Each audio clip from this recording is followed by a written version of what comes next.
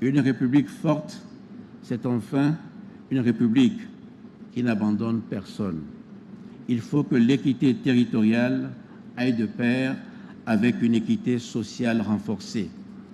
Les femmes, les jeunes, les travailleurs informels, les personnes vivant avec un handicap, les familles rurales doivent toutes trouver leur place dans la République.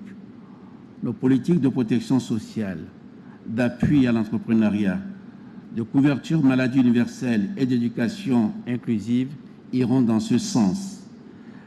L'inclusion ne sera pas un mot, mais une méthode. C'est là le cœur du contrat social que nous voulons rebâtir.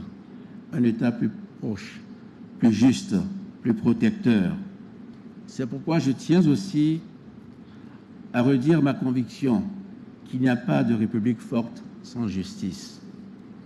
Nous poursuivons résolument la modernisation de notre système judiciaire, car moderniser la justice, c'est garantir à chaque citoyen un accès plus simple, une réponse plus rapide, une institution plus fiable.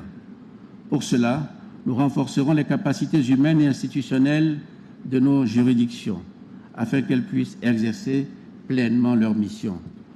Une justice qui fonctionne, c'est une justice qui inspire confiance aux justiciables, qui protège les droits, qui assure la prévisibilité des décisions.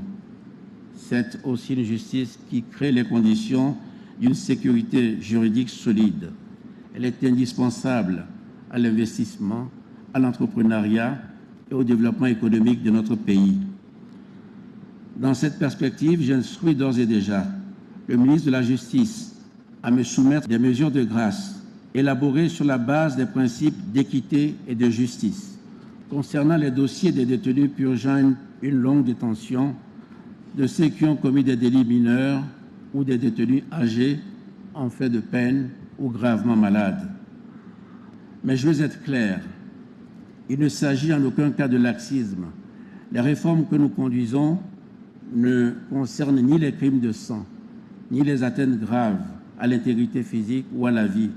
Pour ces actes, la rigueur restera la règle. Les mesures que nous proposons relèvent plutôt d'une exigence d'humanité, mais aussi du respect de nos engagements internationaux. Nos établissements pénitentiaires doivent préserver la dignité humaine afin de permettre la réinsertion sociale des personnes qui recouvreront leur liberté. Une société forte ne se construit ni dans la faiblesse, ni dans la vengeance. Elle se construit dans l'équilibre entre justice, humanité et responsabilité.